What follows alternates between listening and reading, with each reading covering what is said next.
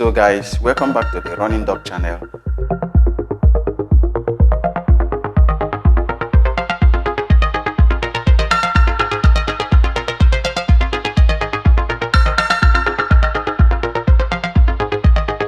I received a couple of messages from some of my guys who kept asking which to choose between this shoe and the other budget models from Puma, such as the Same Pro and the other options from other brands also.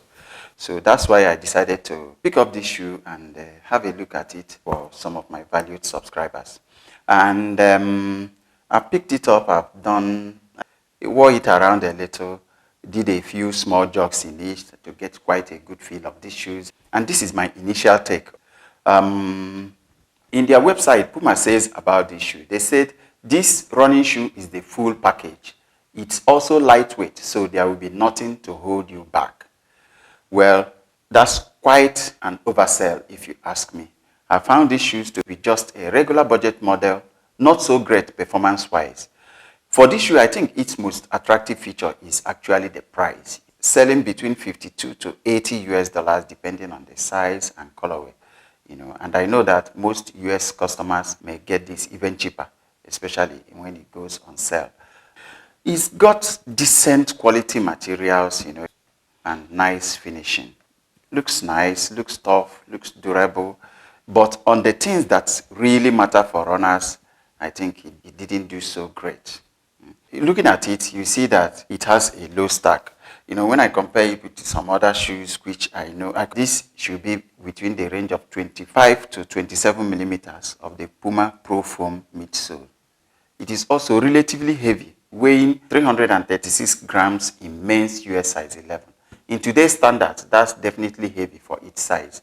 It is 40 grams heavier than the Velocity Nitro 3, which has 36 millimeter stack height. And it has about the same weight as the Puma Same Pro. That shoe, the Same Pro, also has a higher stack, about 36 millimeters. It got better cushion and better response than what you get from this. Now, this upper is made of engineered knit. Like I mentioned earlier, it looks quite tough with lots of TPU overlays. You can see on the sides, here around the lace cage. I think this also contributed to the higher weight of these shoes. It has a soft padded tongue that actually does a very good job of alleviating the pressure from the laces. Moderate padding along the collar and the heel counter. Overall, nice comfort around the ankle. The heel tab leans back, which is also a good feature. And this upper is very thick and the breathability is poor. Now, if we move to the sole unit, this has a thick band of TPU Pro plates in the heel region. You can trace it all around from here, all over to this side. And I think this is probably their selling point of this shoe. It adds a lot of stability to it. Coupled with its low stack and firm foam, it got very nice stability here. Of course, from here, you can see a bit of the Pro plate for stability and also to add some snap to these shoes. Now, the midsole is made of the Profoam Light, which gives firm cushioning. And when you couple to the fact that these have a low stack, about 25 to 27 millimeters, meaning there's not even much of that foam. So the cushion level in these are quite low. Now, much of the modest cushion that you are going to get from these shoes comes from this very thick and soft removable insole. This gave a very nice underfoot comfort when walking. But while running, the cushion level is low. The impact while running is much higher than the impact while walking. You can also take a nice look at the inside of these shoes. Very nice and neat job here. The response you get from this midsole is also quite muted, very low response level when you compare with other shoes from Puma and even some other brands at the same price point. Now, the outsole is made of the Puma Pro thread.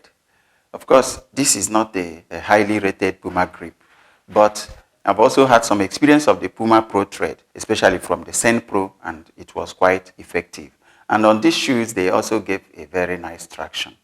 Now, on the feet, well, these fit very, very snug. They are very tight around the midfoot here. And if you look at it also, you see that this does not have the runner's loop.